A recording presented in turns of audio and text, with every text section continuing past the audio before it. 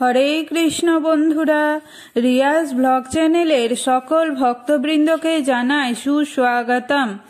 আজকের ভিডিওটি শুরু করছি পাপমোচনী একাদশী কবে ও তার মাহাত্ম্য দিয়ে। আশা করি আজকের ভিডিওটির মাধ্যমে আপনারা খুবই উপকৃত হবেন। তাই সকল ভক্তবৃন্দের কাছে আমার একটাই অনুরোধ রইল, ভিডিওটি যদি ভালো লেগে থাকে তাহলে অবশ্যই চ্যানেলটি সাবস্ক্রাইব করে দেবেন, একটু সাথে ও পাশে থাকবেন। বাংলা ক্যালেন্ডার অনুযায়ী এটি শেষ একাদশী। এই একাদশী নিষ্ঠা ভরে পালন করলে অনেক রকম সমস্যা ও রোগের হাত থেকে মুক্তি লাভ সম্ভব। বলা হয় এই একাদশী পালন করলে স্বর্গ লাভের সুযোগ পাওয়া যায়। পাপমোচনী একাদশী যখন বৃহস্পতিবারে পড়ে তখন তার একটি বিশেষ তাৎপর্য রয়েছে এবং তখন এই তিথিকে গুরুবার একাদশীও বলা হয়। এই একাদশীর উপবাস অত্যন্ত শুভ এবং ফলদায়ক। নারায়ণের আশীর্বাদ পেতেই অনেকে এই একাদশীর উপবাস রাখেন। পাপমোচনী শব্দের দুটি শব্দ পাপ এবং মোচনী। পাপ মানে পাপ এবং মোচনী মানে অপসারণ। তাই আক্ষরিক অর্থে পাপমোচনী মানে পাপ থেকে মুক্তি পাওয়া। এটা বিশ্বাস করা হয় যে পাপমোচনী একাদশী পালন করলে অতীত ও বর্তমানের সমস্ত পাপ থেকে মুক্তি পাওয়া যায়। অন্যান্য একাদশীর মতো পাপমোচনী একাদশীতেও ভগবান বিষ্ণুর পুজো করা হয়। যে ব্যক্তি পাপমোচনী একাদশী উপবাস পালন করবে সে সমস্ত পাপ, অভিযোগ, মানসিক কষ্ট থেকে মুক্তি পাবে। এটি দৃষ্টি ও চিন্তার স্বচ্ছতা দেয় এবং ভক্তকে শান্তিময় ও সুখী জীবন দিয়ে আশীর্বাদ করেন।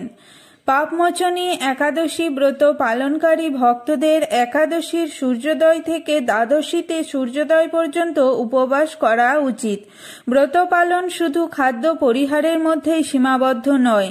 ভক্তদের শক্ত থাকতে হবে এবং লালসা, ক্রোধ বা লোভের কাছে নতি স্বীকার না করা উচিত। এছাড়াও তাদের মিথ্যা বলা বা কারো সমালোচনা করা এড়ানো উচিত। এইভাবে সমস্ত অনুভূতি এবং প্রলোভন প্রতিরোধ করে ব্রত শরীর, মন এবং আত্মাকে শুদ্ধ করে। এদিন বাড়ির নারায়ণকে অবশ্যই তুলসী পাতা, ফুল, ফল, প্রদীপ এবং ধূপকাঠি দেখিয়ে পুজো দেবেন। সন্ধেতে শীতল ভোগ দিতে পারলে ভালো হয়।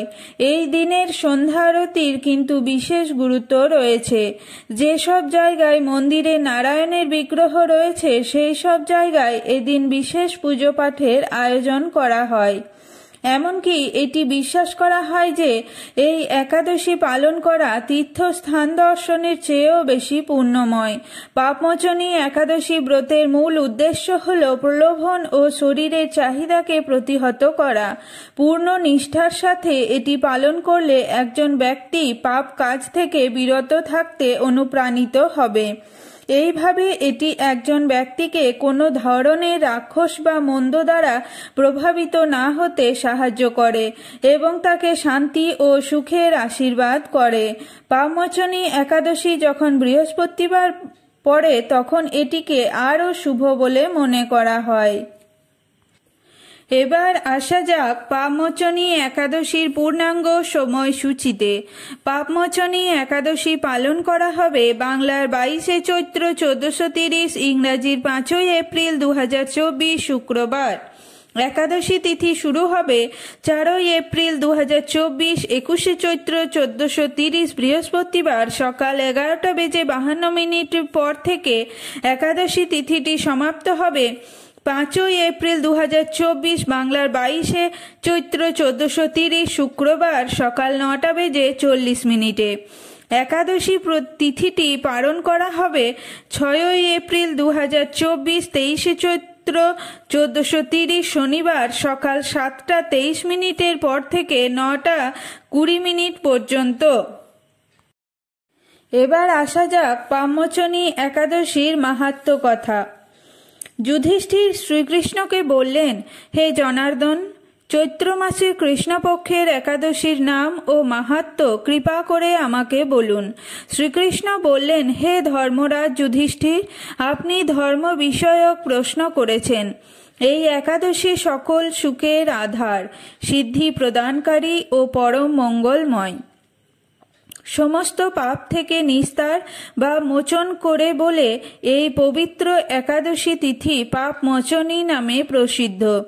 রাজা মান্ধাতা একবার লোমশ মুনিকে এই একাদশীর কথা জিজ্ঞাসা করেছিলেন। তার বর্ণিত সেই বিচিত্র উপাখ্যানটি আপনার কাছে বলছি, আপনি মনোযোগ দিয়ে তা শ্রবণ করুন। প্রাচীনকালে অতি মনোরম চৈত্ররথ পুষ্প উদ্যানে মুনিগণ বহু বছর ধরে তপস্যা করতেন। এক সময় মেধাবী নামে এক ঋষি কুমার সেখানে তপস্যা করছিলেন। মঞ্জু ঘোষা নামে এক সুন্দরী অপ্সরা তাকে বশীভূত করতে চাইল, কিন্তু ঋষির অভিশাপের ভয়ে সে আশ্রমের 2 মাইল দূরে অবস্থান করতে লাগল। বীণা বাজিয়ে মধুর স্বরে সে গান গাইত।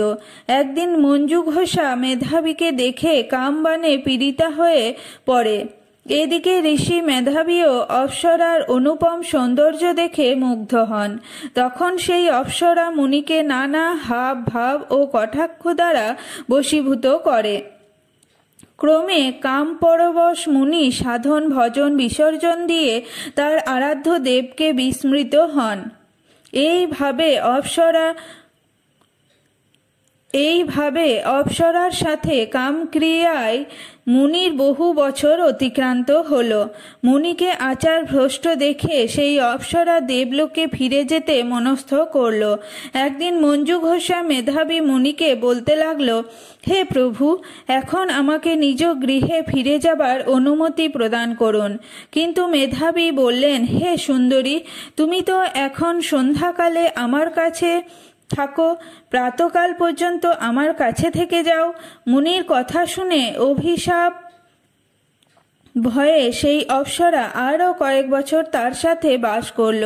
এইভাবে বহু বছর অতিবাহিত হলো। দীর্ঘকাল অপ্সরার সহবাসে থাকলেও মেধাবীর কাছে তা অর্ধরাত্রি বলে মনে হলো। মঞ্জু ঘোষা পুনরায় নিজ স্থানে গমনের প্রার্থনা জানালে মুনি বললেন, এখন প্রাতকাল, যতক্ষণ পর্যন্ত আমি সন্ধ্যা বন্দনা না সমাপ্ত করি ততক্ষণ পর্যন্ত তুমি এখানে থাকো। মুনির কথা শুনে ঈষৎ হেসে মঞ্জু ঘোষা তাকে বলল, হে মুনি, আমার সহবাসে আপনার যে কত বৎসর অতিবাহিত হয়েছে তা একবার বিচার করে দেখুন। এই কথা শুনে মুনি স্থির হয়ে চিন্তা করে দেখলেন যে তার 56 বৎসর অতিবাহিত হয়ে গেছে। মুনি তখন মঞ্জু ঘোষের প্রতি ক্রোধ পরবশ হয়ে বললেন, হে পাপিষ্ট, দুরাচারিণী, তপস্যার ক্ষয়কারিণী, তোমাকে ধিক, তুমি পিশাচী হও। মেধাবীর শাপে অপ্সরার শরীর বিরূপ প্রাপ্ত হল। তখন সে অবনত মস্তকে মুনির কাছে শাপমোচনের উপায় জিজ্ঞাসা করল। মেধাবী বললেন, হে সুন্দরী, চৈত্র মাসের কৃষ্ণপক্ষিয়া পাপমোচনী একাদশী সর্বপাপ ক্ষয়কারিণী। সেই ব্রত পালনে তোমার পিশাচত্ব দূর হবে। পিতার আশ্রমে ফিরে গিয়ে মেধাবী বললেন, হে পিতা, এক অপ্সরার সঙ্গদোষে আমি মহাপাপ করেছি। এর প্রায়শ্চিত্ত কি তা কৃপা করে আমায় বলুন। উত্তরে চব্বন মুনি বললেন, চৈত্র মাসে কৃষ্ণপক্ষিয়া পাপমোচনী একাদশী ব্রতের প্রভাবে তোমার পাপ দূর হবে। পিতার উপদেশ শুনে মেধাবী সেই ব্রত ভক্তি ভরে পালন করল। তারপর সমস্ত পাপ পুনরায় তিনি তপস্যার ফল লাভ করলেন। মঞ্জু ঘোষাও ওই ব্রত পালনের ফলে পিশাচত্ব থেকে মুক্ত হয়ে দিব্য দেহে স্বর্গে গমন করল। হে মহারাজ, যারা এই পাপমোচনী একাদশী পালন করেন তাদের পূর্বকৃত সমস্ত পাপ ক্ষয় হয়। এই ব্রত কথা পাঠ ও শ্রবণে সহস্র গোদানের ফল লাভ হয়। রাধে রাধে।